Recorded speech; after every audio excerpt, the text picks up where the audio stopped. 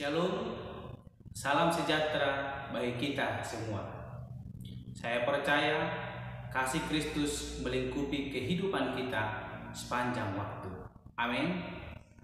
Saat ini kita akan merenungkan firman Tuhan yang akan menjadi rema dalam kehidupan kita.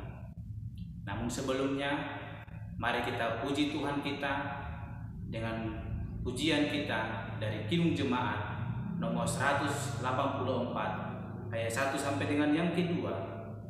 Yesus sayang padaku.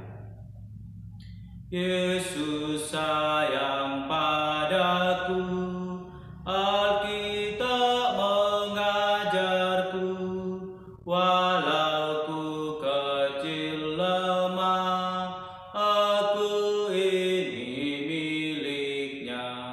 Yesus Tuhanku sayang padaku, itu firman-Nya di dalam Alkitab. Yesus sayang padaku, Ia mati bagiku, dosaku dihapusnya, surga pun terbukalah. Yesus Tuhanku sayang padaku, itu firman-Nya di dalam Alkitab. Mari Bapak Ibu, kita membuka Alkitab kita dari Injil Yohanes pasal yang ketiga, ayatnya yang ke-16 sampai dengan yang ke-21. Saya akan membacakannya bagi kita semua. Injil Yohanes pasal yang ketiga, ayat 16 sampai dengan ke-21. Demikianlah firman Tuhan. Karena begitu besar kasih Allah akan dunia ini, sehingga Ia telah mengaruniakan anaknya yang tunggal, supaya setiap orang yang percaya kepadanya tidak binasa, melainkan beroleh hidup yang kekal. Sebab Allah mengutus anaknya ke dalam dunia bukan untuk menghakimi dunia, melainkan untuk menyelamatkannya oleh Dia. Barang siapa percaya kepadanya, ia tidak akan dihukum. Barang siapa tidak percaya, ia telah berada di bawah hukuman, sebab ia tidak percaya dalam nama Anak Tunggal Allah. Dan inilah hukuman itu: terang telah datang ke dalam dunia, tetapi manusia lebih menyukai kegelapan daripada terang, sebab perbuatan-perbuatan mereka jahat.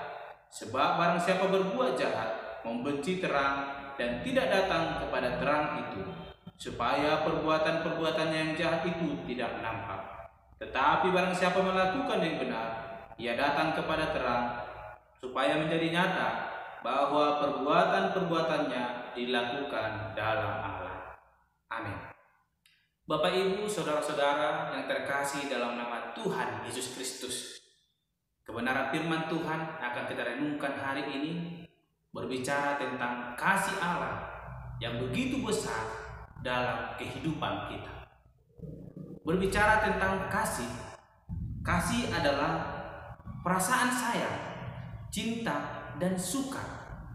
Sehingga Bapak Ibu, ketika seseorang mengatakan dia mengasihi kita, kita akan menuntut bukti daripada kasih itu.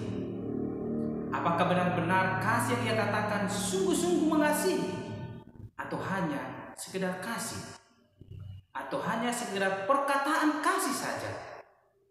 Sehingga banyak orang berkata, aku mengasihimu, tetapi tidak memiliki bukti, sehingga di akhirnya kita merasa kecewa akan kasih yang ia katakan kepada kita, sehingga dikatakan kasih itu memerlukan tindakan atau bukti. Hari ini kita berbicara akan kasih Allah yang begitu besar dalam kehidupan kita. Dalam ayat 16 tadi dikatakan bahwa karena begitu besar kasih Allah akan dunia ini. Bapak Ibu, saudara terkasih, kasih Allah begitu besar dalam kehidupan manusia. Terkadang kita kecewa akan kasih yang diberikan oleh manusia, karena kasih itu hanya sebatas ucapan tanpa ada bukti. Tetapi hari ini kita akan berbicara tentang kasih Allah yang bukan hanya perkataan saja, yang bukan hanya tulisan saja, tetapi memiliki bukti yang nyata dalam kehidupan kita. Kalau dikatakan sehingga Ia telah mengaruniakan anaknya yang tunggal. Bapak Ibu Saudara yang terkasih, ini adalah bukti yang sangat besar yang diberikan oleh Allah kepada manusia karena kasih Allah kepada manusia.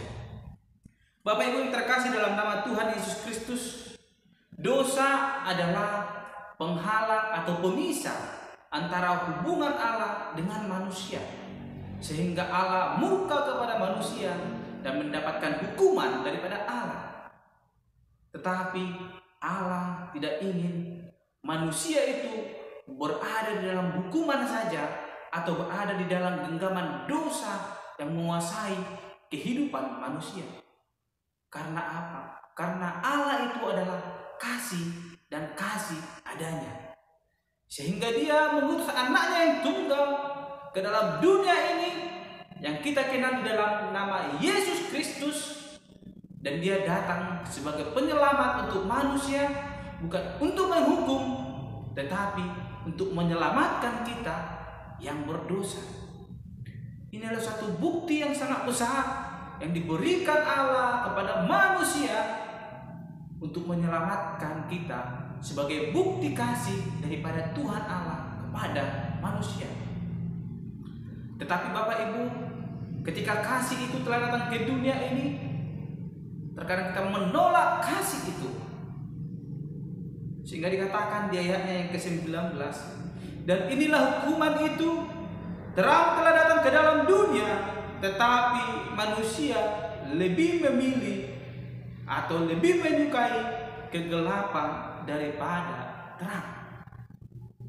Bapak Ibu yang saudara terkasih, ini adalah dampak daripada dosa. Keberdosaan manusia membuat manusia takut kepada Allah, sehingga memilih bersembunyi di dalam kegelapan itu, tidak mau diperbaiki untuk boleh semakin dekat kepada Allah. Apa yang menjadi bukti kasih dalam hidup kita? Kita telah ditebus oleh Allah. Dan firman Allah katakan, orang-orang yang menolak terang itu adalah orang-orang yang menyukai kejahatan, yang tidak mau diperbaiki oleh kasih Allah.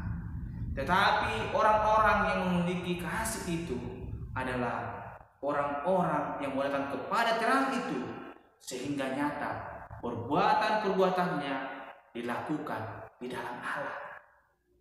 Allah datang ke dalam dunia untuk menyelamatkan kita, Bapak Ibu. Ini adalah suatu bukti kasih yang sangat besar. Apa yang menjadi respon kita akan bukti kasih yang daripada Allah itu? Apakah kita menolak kasih itu atau kita menerima kasih itu? Sebagaimana dikatakan di ayat ke-19 sampai dengan ke-21. Apakah kita adalah orang-orang yang jahat, yang mau bersembunyi di dalam kegelapan dan menolak terang itu, atau kita mau menerima terang itu sehingga perbuatan-perbuatan kita boleh nyata di dalam Allah, yaitu perbuatan-perbuatan yang baik? Bapak Ibu yang terkasih, kita sudah merasakan kasih Allah, dan bukti akan kasih Allah telah kita lihat jelas lewat kedatangan Yesus Kristus ke dunia ini hanya untuk menyelamatkan kita yang berdosa. Sekarang, apa yang menjadi respon kita? Apakah kita mau menolak terang itu atau kita mau berada dalam terang itu? Roma pasalnya yang ke-6 ayat ke-23 dikatakan, sebab upah dosa ialah maut, tetapi karunia Allah ialah hidup yang kekal dalam Kristus Yesus Tuhan kita. Hidup kekal adalah karunia yang dianugerahkan oleh Allah kepada setiap orang yang mau percaya kepada Dia atau yang mau menerima terang itu. Bapak Ibu, ketika kita mau menerima hidup kekal, kembali kepada diri kita masing-masing. Kita mau menerima atau menolak akan kasih Allah. Yang menerima kasih Allah hidup dalam hidup yang kekal.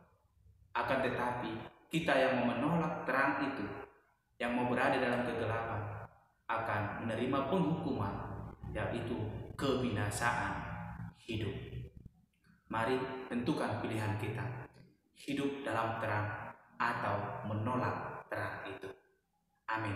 Mari kita berdoa. Bapa Surgawi, kami bersyukur atas kasih-Mu dalam hidup kami. Terang-Mu telah nyata dalam hidup kami lewat kedatangan-Mu ke dunia ini hanya untuk menyelamatkan kami yang berdosa. Itu adalah satu bukti kasih yang sangat besar yang boleh Allah nyatakan dalam hidup kami. Sebagai bukti Engkau mengasihi kami, Engkau datang ke dunia ini hanya untuk memperdamaikan kami dengan Engkau, sehingga kami layak di hadapan Tuhan Allah. Dan suatu kerinduan kami dan menjadi respon kami atas setiap kasih Allah, kami mau hidup dalam terang-Mu itu, sehingga terang daripada kasih Allah boleh menerangi kehidupan kami dan boleh senantiasa berjalan di dalam kebenaran firman Tuhan. Itulah kerinduan kami, hanya di dalam nama Yesus Tuhan kami berdoa. Haleluya. Amin. Shalom, selamat beraktivitas. Tuhan Yesus memberkati.